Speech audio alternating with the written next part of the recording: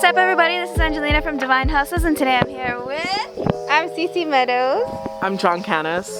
I'm Hannah Manuelito. Yay! Okay, so first of all, what are we doing here today? So today is our debut in JCPenney's, and 13 Noon is a company that brought together a whole bunch of BIPOC brands, and their commitment to diversity and inclusion is what has allowed us to be in a mega box store. So amazing! And how do y'all feel today? They just finished signing something, a palette, and then how does it feel to be in JCPenney alongside, like you said, other big makeup artists and brands? it is a true honor. It's an honor. It's so surreal still at the moment. You know, it's like, Let it sink in. yeah. Literally, like when she got in the car, it like really hit her. Oh my god! So much was put into this project and this partnership, so we're just so happy to see it like on the shelf and just in the store. Amazing. And then what's like one thing you guys want your beauties, I'll call it, to leave with or know after applying this bright, vibrant, awesome looking palette? Yeah, so it's you know, it just speaks to who we are as people. Very vibrant, very bright people. So when they wear it, you just want them to feel empowered and feel respected and seen. And so that's the whole like magic behind it. That's the intention that's put into it. So a lot of love and just created for the people. And then you spoke about some hardships that went along with building this palette and this brand.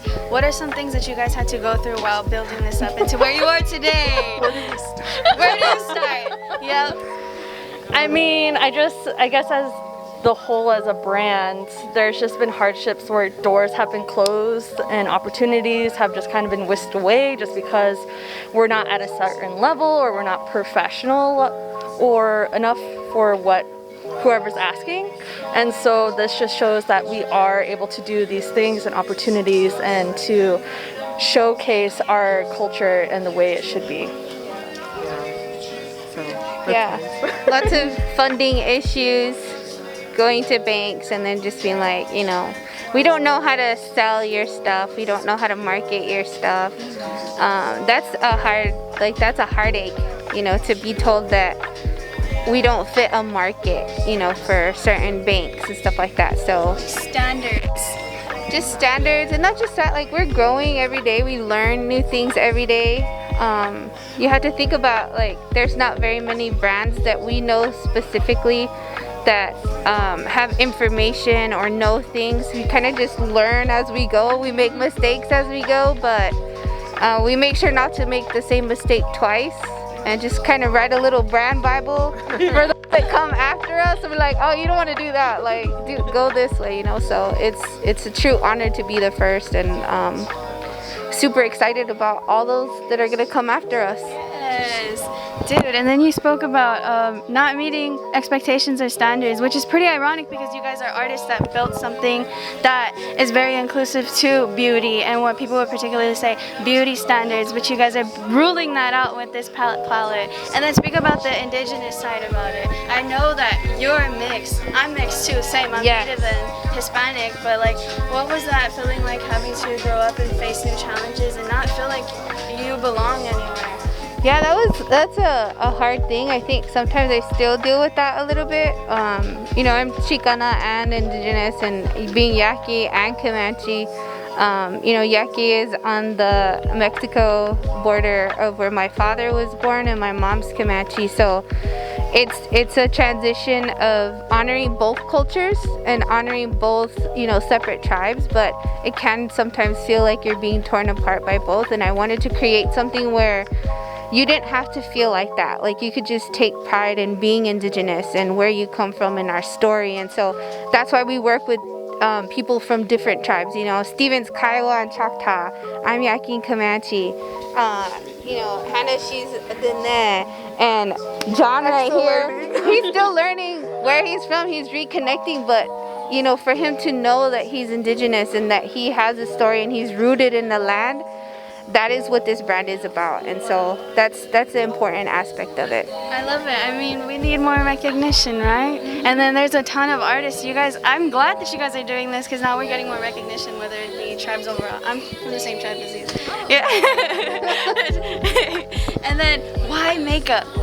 Oh man, I love makeup. So I'm a cancer survivor, and when I was going through chemo and like one of the hardest times of my life, I had a lot of makeup artist friends, specifically Lee Jaramillo. He's actually the lead trainer for Morphe Cosmetics now.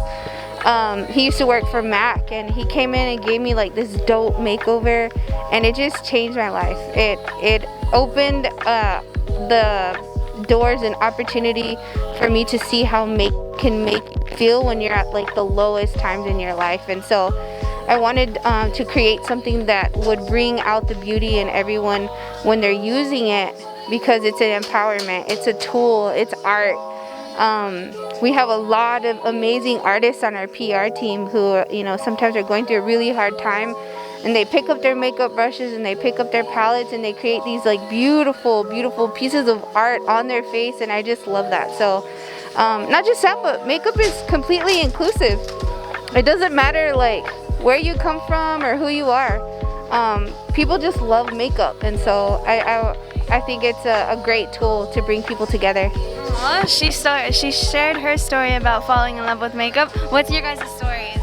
So I guess I'll start. So I was fresh out of high school. I didn't know what I wanted to do specifically. And I went over to my brother and sister-in-law's house, and she was a MAC artist at the time. And I always thank her for introducing me to makeup. Her name is Denise Arroyo. And I love her till this day. I still love her. And she told me, she's like, just do it. Like, there's nothing stopping you from doing, you know, an art form.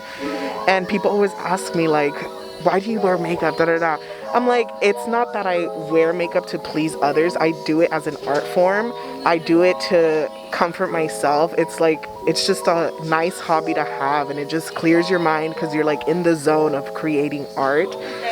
A therapy, exactly. And so at the very end, it's like, whoa, I created that. So it just gives you a wholeness. And I like, to other people, that's working on cars, that's, you know, doing other stuff that makes them feel like that, and that's what makeup is to me. And now it's my job. That's so dope, you guys. I want to hear your story, but I just really love that what you said. You made your passion into your dream. Yeah. So props to y'all. Thank you. Let's hear your story. I don't know. Like, mine's completely different from theirs. I was really into the emo scene growing up, and so like I started out with like just an explosion of makeup on my face, and then that kind of turned into like an art form as well. I went to fine arts school at ASU, and I studied photography there. And then kind of whenever I would get kind of plateaued with that, I would kind of turn to makeup to also build up my self-esteem and kind of like show self-worth. Not because like I thought I was ugly in my natural form, but like I felt like my true self when I had like some kind of bizarre makeup look on, and I felt like that was my real face in this world. So always like creating different looks and having like different colors and whatnot, like that's what I feel most comfortable in. Yeah. I don't understand how people could just stay to one look when there's so many colors out there. It's so tempting. I could do makeup, but your eyeliner looks bomb. I kept it casual today, just like, but your eyeliner is bomb. I swear. The amount of Q-tips I go through to try to get that look, please. Oh no, Or sometimes like one's like super thick, and I look at my other, I'm like, what's going on? I was telling my sister, I'm like, are they sisters? Are they twins? Are they cousins? Are they like far distant relatives? Are probably strangers now? Like. And then I heard about you have a nonprofit and you guys do charities, correct, for the reservations and for the indigenous. Speak about those. I'm excited to hear about that. So my husband and I started the Prados Life Foundation, and it's our nonprofit, and what we do is we buy shoes for all the little res babies on the reservations, and we do a lot of other different things. You know, COVID has taken a lot from people, and so they need help, and we get messages all the time like, hey, can you help out with books for college, or hey, we have a relative who's lost, like, can you help for a funeral, or just anything that we can do to give back and to help people. We do that through our foundation. And so I started doing that with Prados. My husband's our CFO. He'll tell us, you know, he'd tell me, hey, you haven't made a profit yet, so you're not giving away profits, you're actually giving away half of your sales. And he's like, that's not really like a good business model. I'm like, it doesn't matter. Like, to me, I started this so that we could help the people. So now that we have an actual nonprofit, and we're getting ready to raise funds, and with our new collection, and then our you know, our partnership with JCPenney's and 13 Loon, I'm so excited for all the little kids that we're gonna get to be able to buy shoes for and jackets because it's getting cold. And so yeah, that's pretty much what our nonprofit is. So